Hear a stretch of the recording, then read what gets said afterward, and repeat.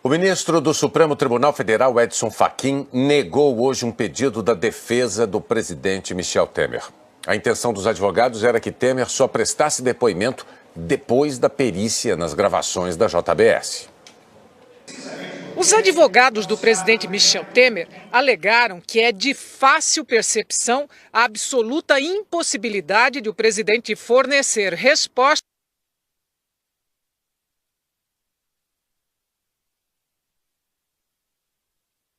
enquanto não finalizada a perícia deferida como prioridade.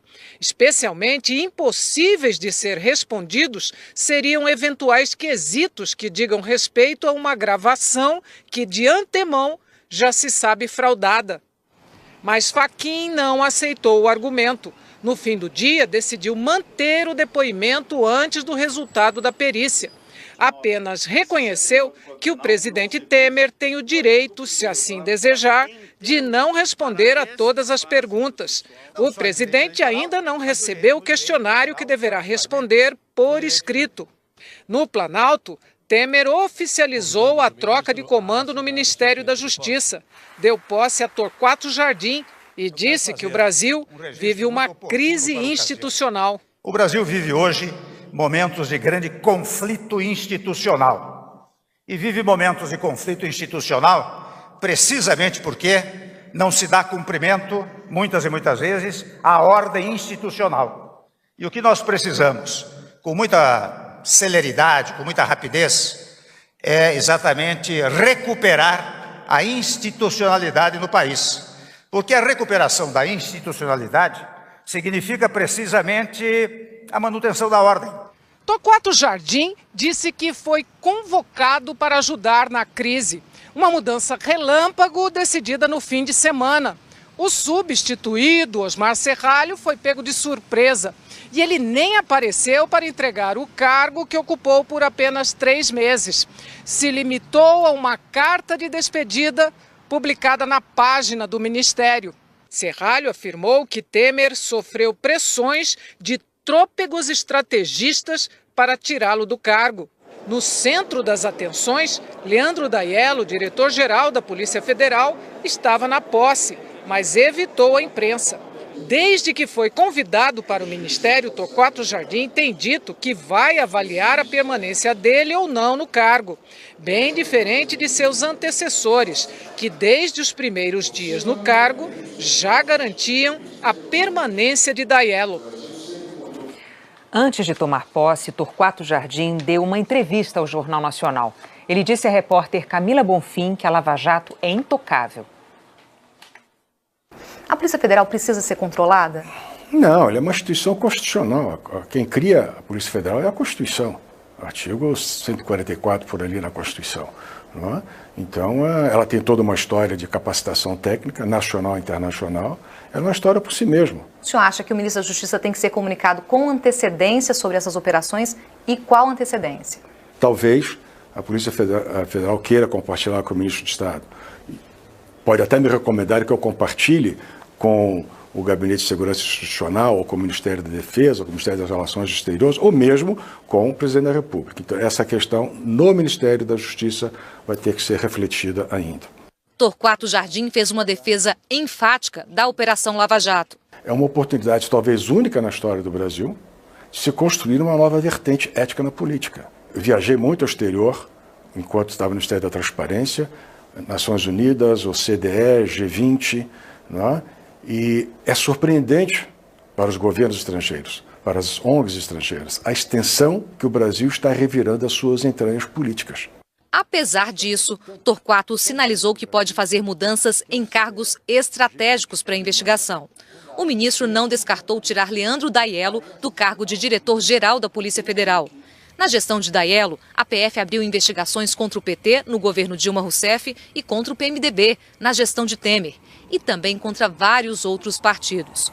Mesmo assim, Torquato acha que deve fazer uma avaliação e dividir a decisão com Michel Temer, atualmente investigado pela PF em inquérito aberto pelo Supremo. É uma decisão que certamente o ministro da Justiça tem que compartilhar com outros ministros de Estado para depois levar uma nota de avaliação, eventualmente consenso, ao presidente da República. Essa avaliação vai começar na sexta, quando Torquato e Daiello farão uma viagem juntos para Porto Alegre.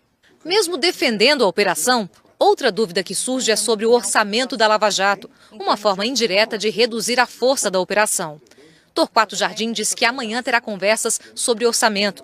As delações premiadas, sucessivamente usadas na Lava Jato para obter provas de corrupção, foram alvo de crítica. Segundo Torquato, o uso da delação precisa ser aperfeiçoado. Então temos que estudar, conhecer, explorar as possibilidades e expandir o uso da delação premiada. Ao falar sobre Caixa 2, o novo ministro foi na direção contrária da principal tese da Lava Jato, que considera que o pagamento de propina pode estar travestido de doação eleitoral. Para o ministro, se é dinheiro declarado, pouco importa a origem. E comparou. O advogado atende um cliente que paga em cash. O advogado recolhe, passa o recibo, recolhe o imposto pertinente. E tem que ficar perguntando para o cliente de onde veio o dinheiro. Sobre a delação da JBS, o senhor vê com naturalidade o encontro do presidente da República, tarde da noite, quase 11 horas da noite, fora da agenda oficial, com um empresário que era investigado em várias frentes? Eu prefiro ver a fita, ouvir a fita, depois ver o parecer técnico e conhecer melhor todas as circunstâncias. Antecipo o que já antecipei em outras circunstâncias.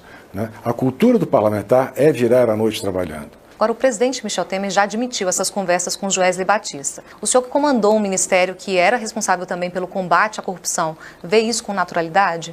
Vamos esperar a fita para saber exatamente qual é o diálogo, porque um técnico já disse que são 50 interferências, o outro disse que são 70 interferências, o terceiro disse que as interferências não são bastantes para quebrar. Vamos aguardar a fita. Vou aguardar o laudo técnico. Meu sangue de advogado é aguardar o laudo técnico, era a prova concreta. O senhor vê motivo para investigar o presidente? Não. Por quê, ministro? Não há nada concreto no momento. Há muita especulação, há muito fake news, há muita espetacularização. O ministro não vê necessidade de uma nova lei sobre abuso de autoridade, atualmente em tramitação no Senado. Eu acho que não é necessário. As leis já prevêem diferentes leis administrativas, Código Penal, as leis civis, processuais, já prevêem medidas de defesa contra o abuso de poder. Na próxima mudança no comando da Procuradoria-Geral da República, o ministro não vê problema em alterar uma tradição que vem desde o governo Lula. A escolha do primeiro de uma lista tríplice apresentada ao presidente após a eleição entre os procuradores. Eu acho que a escolha deve ser de mérito, né? E o primeiro lugar na lista não é necessariamente mais mérito. Ministro, só para ficar claro, o senhor acha que não precisa ser o primeiro, que o senhor está falando em questão de mérito. Precisa ser da lista tríplice? Essa decisão é do presidente. Será mais pacífica a transição se sair da lista de 3. Nada impede, em face da Constituição das leis, que ele escolha outra pessoa. Escutas telefônicas divulgadas pelo Supremo Tribunal Federal mostram o ex-assessor especial da presidência, Rodrigo Rocha Loures, defendendo interesses de empresas que atuam nos portos brasileiros. Nas gravações do dia 8 de maio, publicadas pelo jornal Folha de São Paulo e às quais a TV Globo também teve acesso, Rodrigo Rocha Loures, apontado como homem de confiança do presidente Michel Temer, conversa com Gustavo Rocha, chefe para assuntos jurídicos da Casa Civil. Insiste em uma mudança no decreto sobre portos que, segundo investigadores da Polícia Federal, poderia beneficiar a Rodrimar, empresa à qual ele é ligado. O decreto permitiu que as concessões para exploração de portos, assinadas depois de 1993, fossem prorrogadas sem licitação por mais 35 anos, até o limite de 70 anos. A Polícia Federal afirmou que o diálogo reforça a ligação de Rocha Loures com o presidente Michel Temer. Rocha Loures pressionou para que o Planalto incluísse no decreto uma regra que beneficiasse também quem conseguiu as concessões antes de 1993, o caso da Rodrimar, que atua no Porto de Santos. Na conversa, Gustavo Rocha resiste. Ele diz: é uma exposição muito grande para o presidente se a gente colocar isso. Já conseguiram coisas demais nesse decreto. Loures responde: o importante é ouvi-los. A conversa continua e Gustavo Rocha reforça: a minha preocupação é expor o presidente em um ato que é muito sensível. E acrescenta: esse negócio vai ser questionado. 4 dias antes desse diálogo, Temer tinha sido gravado em uma conversa com Loures falando sobre esse mesmo decreto. Aquela coisa dos 70 anos lá para todo mundo. Não, isso equacionou. Aí tinha lá uma interpretação dos pré-93 que ainda havia dúvida. Ah, bom, essa daí que eu não sei como ficou, viu? Mas dá uma olhada lá com o Gustavo, com o pessoal lá. Logo depois de falar com o presidente, Loures ligou para Ricardo Mesquita, um dos executivos da Rodrimar, e detalhou a conversa com Temer. Recebeu elogios. Isso aí, você é o pai da criança, entendeu? A ideia é que se o governo for tomar uma decisão nessa ou naquela direção, tem que ser valorizado, né? Segundo o delator Ricardo Saldi, Rocha Loures indicou Ricardo Mesquita da Rodrimar para intermediar o pagamento de uma propina semanal. A indicação ocorreu no encontro em que o ex-assessor especial de Temer foi flagrado colocando uma mala com R$500 mil num táxi. O decreto dos portos foi assinado sem incluir as concessões anteriores a 1993. Nós entramos em contato com a defesa de Rocha Loures, mas não tivemos resposta. A Rodrimar preferiu não se manifestar. A Casa Civil afirmou que prevaleceu a tese defendida pela Secretaria de Assistência Jurídica quanto à não aplicação a contratos celebrados antes de 1993 e que o pleito trazido não foi atendido. Depois de 3 meses de negociações, a controladora da JBS fechou acordo de leniência com o Ministério Público Federal. É uma espécie de delação premiada das empresas. A partir de dezembro, a JF vai ter que pagar 10 bilhões e 300 milhões de reais parcelados em 25 anos e corrigidos pela inflação. É mais do que a soma de outros 4 acordos de leniência fechados na Lava Jato: Odebrecht, Braskem, Andrade Gutierrez e Camargo Correia. Ao pagar essa multa, a JF evita a perda de benefícios fiscais e de crédito público. Depois de assinado, o acordo ainda precisa ser homologado pela Câmara de Coordenação e Revisão da Procuradoria-Geral da República e pela 10ª Vara da Justiça Federal de Brasília. A JF afirmou que a colaboração com a Justiça está permitindo que o Brasil mude para melhor. A JBS declarou que o acordo deixa para trás qualquer insegurança de clientes, fornecedores, investidores e colaboradores e que está comprometida em implementar os melhores padrões de governança e conformidade. O ministro Marco Aurélio, do Supremo Tribunal Federal, é o novo relator do inquérito contra o senador afastado Aécio Neves, do PSDB. Já como novo relator do caso, o ministro Marco Aurélio Mello afirmou que não vai reconsiderar as decisões tomadas pelo ministro Edson Fachin, relator da Lava Jato. Eu jamais reconsideraria a decisão do colega. E não reconsiderando, não atuando nesse campo individualmente, eu traria ao colegiado. Para mim, o processo não tem capa, tem conteúdo e eu vou atuar segundo o conteúdo dos autos do inquérito. Agora já estão dizendo que eu sou duro nesse outro campo, que seria o campo do crime do colarinho branco, quem sabe? Em dezembro do ano passado, Marco Aurélio determinou o afastamento do cargo do então presidente do Senado, Renan Calheiros, depois que ele virou réu no Supremo. O caso foi parar no plenário, depois que Renan se recusou a atender a liminar.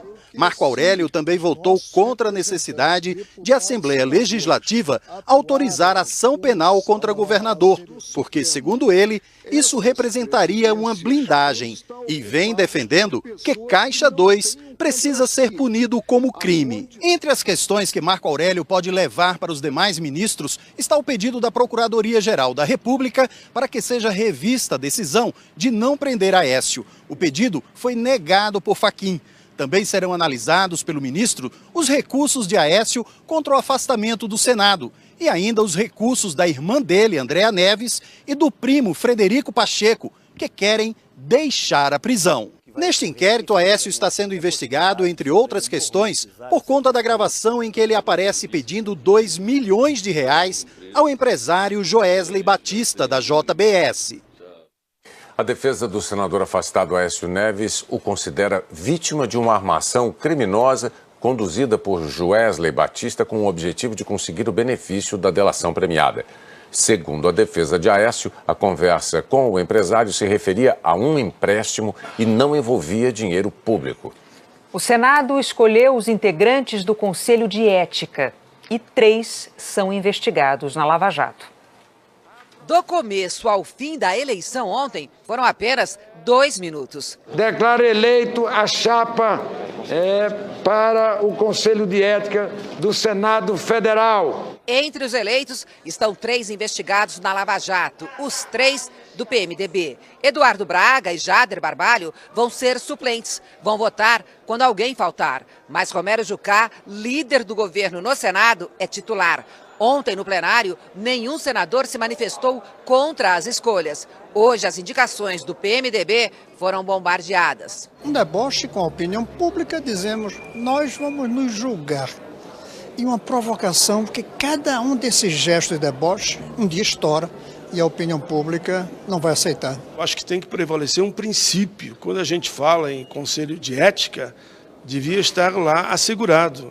Só poderiam fazer parte parlamentares que tivessem ficha limpa. O líder do PMDB no Senado, Renan Calheiros, também investigado na Lava Jato e que fez as indicações, defendeu as escolhas. É muito importante lembrar que nós temos que garantir a todos a presunção de inocência.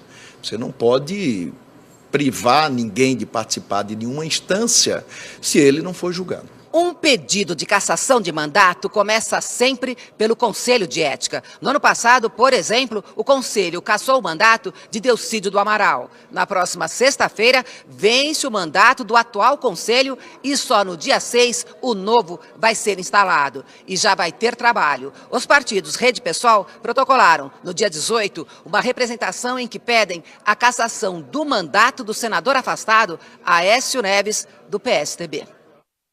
Os senadores Jader Barbalho, Eduardo Braga e Romero Jucá não quiseram se manifestar. E agora há pouco foram indicados para o Conselho de Ética 2 senadores do Partido Progressista que também são investigados na Lava Jato.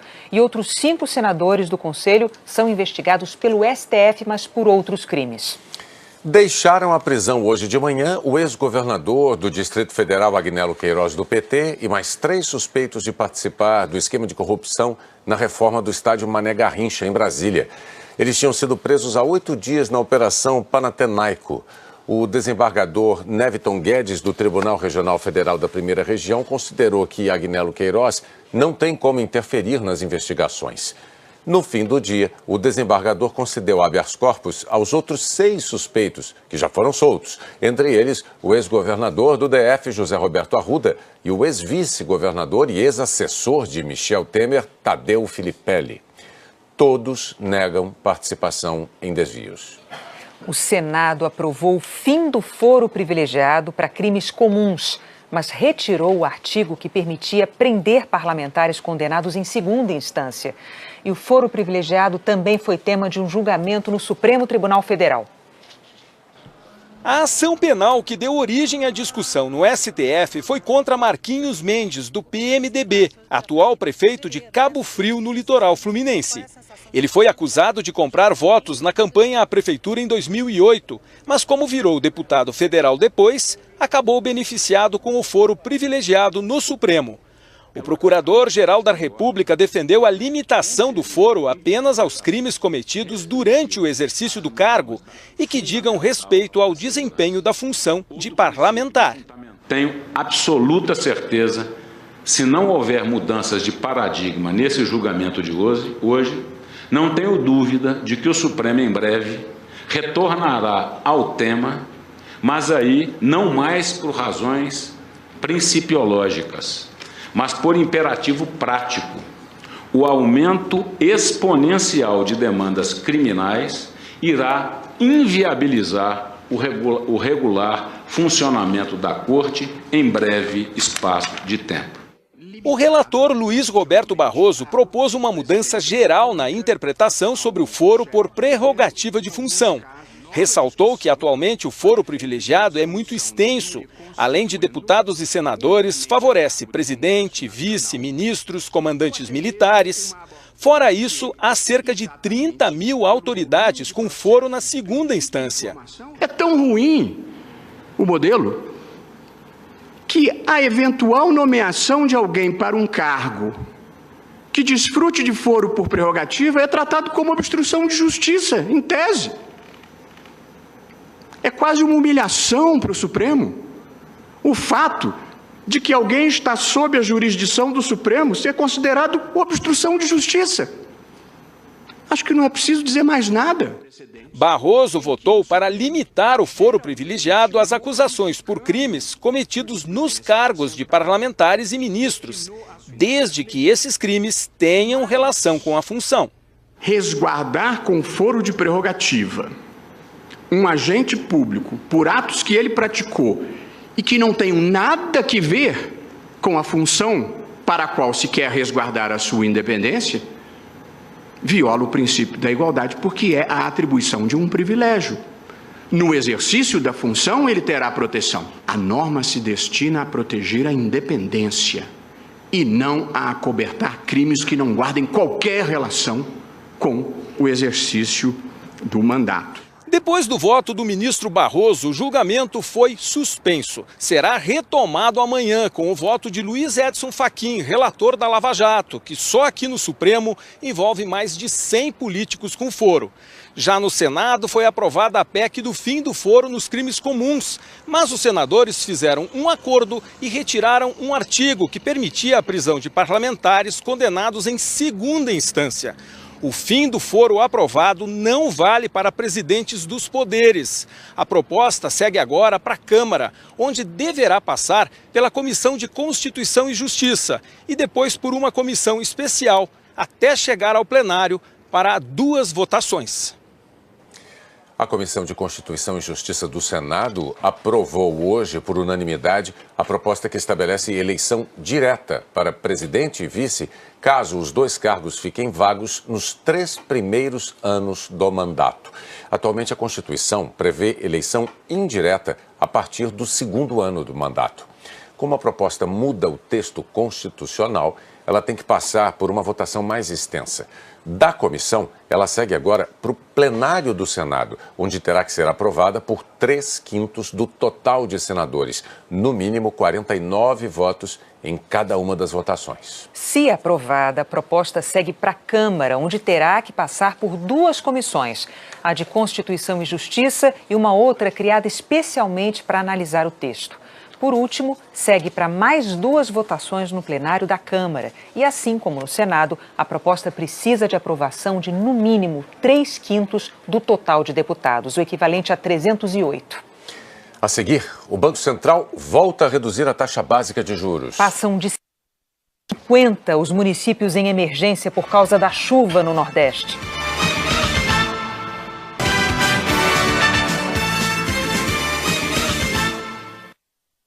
O Comitê de Política Monetária do Banco Central reduziu a taxa básica de juros da economia para 10,25% ao ano. Foi o 6º corte seguido, mas o Copom afirmou que cresceu a incerteza sobre a capacidade do governo de aprovar as reformas e ajustes na economia. E, por isso, sinalizou um corte menor dos juros na próxima reunião, em julho. Entre fevereiro e abril, a taxa de desemprego foi de 13,6%, segundo o IBGE. Os 14 milhões de brasileiros procurando trabalho são 23% a mais do que há um ano. O Brasil tem um prejuízo com tabagismo de 56 bilhões e 900 milhões de reais por ano. E a maior parte dos gastos é com o tratamento das doenças ligadas ao cigarro. Segundo o Ministério da Saúde e o Instituto Nacional do Câncer, o cigarro foi responsável por 156 mil mortes no país em 2015. 51 municípios estão em emergência por causa da chuva, em Pernambuco e em Alagoas. Em Maceió, os bombeiros tiveram que suspender as buscas no bairro de Santo Amaro porque o solo estava muito encharcado. Um homem continua desaparecido no local. De acordo com a Defesa Civil, 25 mil pessoas foram atingidas pelas chuvas. Em Marechal Deodoro, as ruas ficaram entulhadas de móveis que não servem mais. O mercado do peixe não abriu.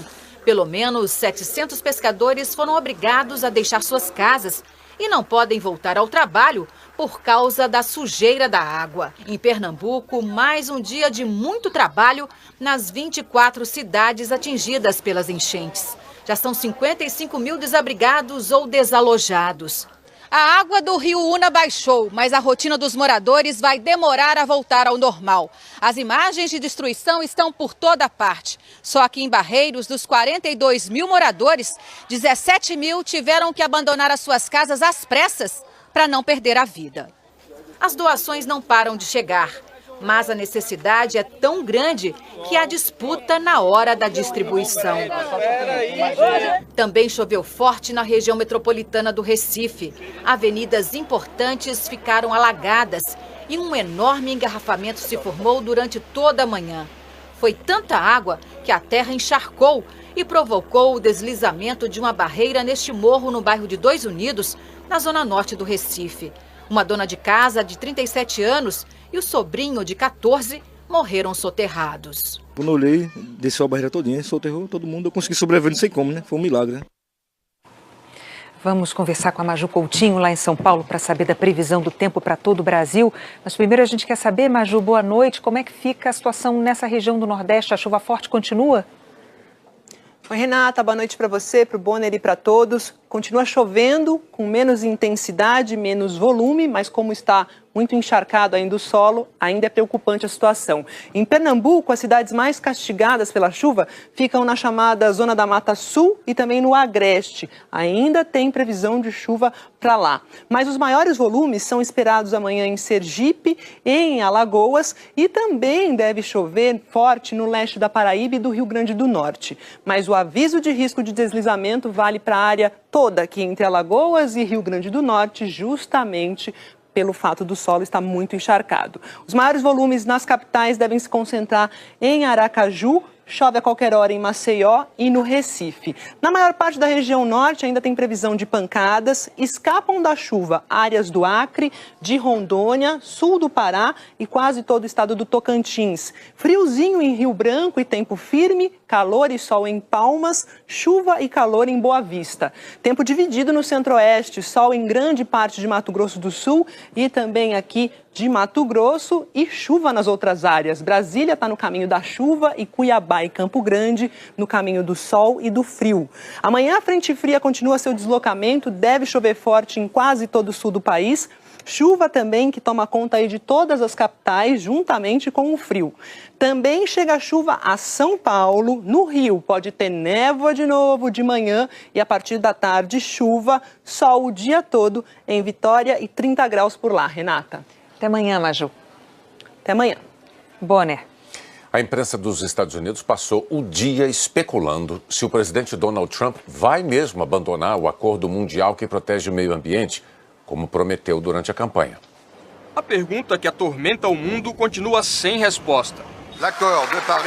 Os Estados Unidos vão sair ou não do acordo assinado por mais de 190 países para combater o aquecimento do planeta? Estou escutando os dois lados, disse o presidente.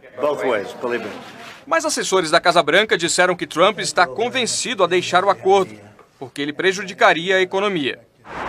Depois da China, os Estados Unidos são o país que mais emite gases que contribuem para as mudanças climáticas. Ontem, o secretário-geral da ONU disse que se algum governo duvida da necessidade do acordo, todos os outros devem se unir.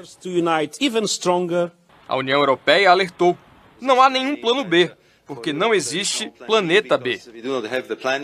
Trump anunciou que a decisão vai sair nos próximos dias e que o que importa é fazer os Estados Unidos grandes de novo. A mensagem foi publicada numa rede social, a mesma que o presidente usou para fazer piada, enquanto o governo enfrenta uma crise por causa dos laços com a Rússia. Numa mensagem publicada de madrugada e que parecia criticar a cobertura da imprensa, Trump escreveu: Kov-Fefe, uma palavra que não existe. Trump apagou a mensagem e depois publicou essa. Alguém consegue imaginar o significado de Kov-Fefe? Divirtam-se. O porta-voz da Casa Branca disse que um grupo seleto entendeu o recado. Nas redes sociais, ninguém descobriu, mas a essa altura, Kov-Fefe já fazia mais sucesso do que Rússia ou o Acordo do Clima.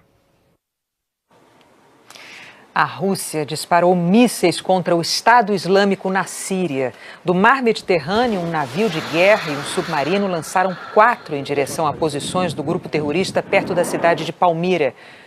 Turquia e Israel e Estados Unidos foram alertados sobre esse ataque. Russos e americanos apoiam lados opostos da guerra síria, mas o Estado Islâmico é inimigo dos dois países. 9 pessoas morreram e mais de 400 ficaram feridas num atentado em Cabul, capital do Afeganistão. O ataque com um caminhão-bomba dirigido por um suicida foi numa região de embaixadas e prédios do governo. O grupo Talibã negou o envolvimento e até agora ninguém se responsabilizou. 2 policiais federais morreram numa troca de tiros hoje de madrugada em Florianópolis. Os delegados Elias Escobar, chefe da Polícia Federal em Niterói, e Antônio Adriano Soares, delegado em Angra dos Reis, estavam em Florianópolis para um curso de capacitação da PF e foram baleados nessa casa noturna durante a folga. De acordo com a polícia, depois de jantar, os delegados pegaram um táxi e vieram para cá. O taxista também entrou com eles. Ainda segundo as investigações, o tiroteio aconteceu por volta das 2h30 da madrugada, quando os delegados estavam indo embora, dentro deste corredor super estreito, como dá para ver aí. 20 tiros foram disparados no confronto. Segundo a polícia, o homem que trocou tiros com os policiais federais é Newton Souza Júnior, dono de um trailer de cachorro-quente. Ele estava com 2 homens que estão foragidos. Segundo o delegado-chefe da Polícia Civil da Grande Florianópolis, o tiroteio começou depois de uma discussão banal. Pelo que a Delegacia de Homicídios apurou, os delegados da Polícia Federal, ao sair do estabelecimento, esbarraram com Tiago, funcionário de Newton. E nesse momento, as testemunhas ouviram, perdeu, dito pelo Newton, e em seguida, Polícia Federal, e aí iniciou-se o tiroteio. Newton está internado e o quadro dele é estável.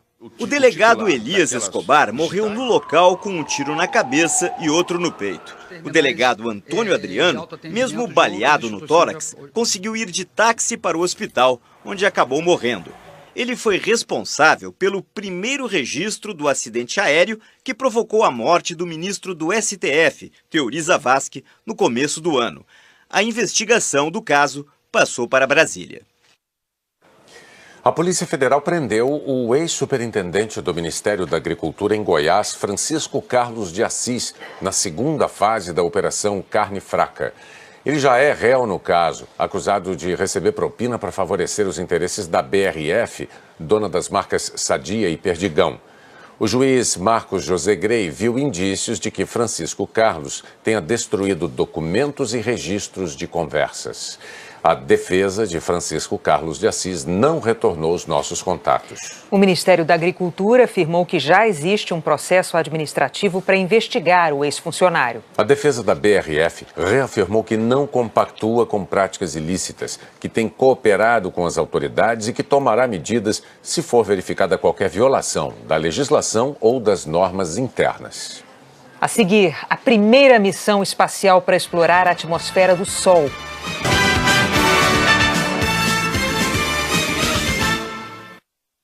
A Agência Espacial Americana divulgou detalhes sobre a primeira missão em direção à atmosfera do Sol. Sem o Sol não existiria vida na Terra. E ele deixa a gente mais feliz, até indo embora da espetáculo. Mas essa nossa relação com o Sol só funciona graças à distância. A cientista Nicola Fox, da NASA, explica que o homem nunca mandou que não existiam materiais que resistissem ao calor. A sonda Parker tem um escudo de um composto de carbono com 11 centímetros de espessura. Ele precisa resistir a uma temperatura de mais de 1.300 graus. A sonda vai dar 24 voltas em torno do Sol durante 7 anos e chegar a 6 milhões de quilômetros da superfície. Isso é perto. Pela primeira vez, a NASA vai enxergar o Sol de dentro da atmosfera exterior dele, chamada de coroa. Entre julho e agosto do ano que vem, a sonda Parker vai ser lançada da Flórida. As imagens e as informações que ela mandar para a Terra vão ajudar a entender fenômenos que acontecem no Sol e interferem aqui, na rede elétrica, nas comunicações, no funcionamento dos nossos satélites. A humanidade vai olhar para o Sol com outros olhos. As imagens não vão ser tão românticas, mas a gente tem sempre que saudar o astro-rei. Ele lá e a gente aqui. Você pode rever qualquer reportagem do Jornal Nacional no Globoplay. E logo mais, aqui na TV, o Jornal da Globo é depois de Profissão Repórter. Boa noite. Boa noite.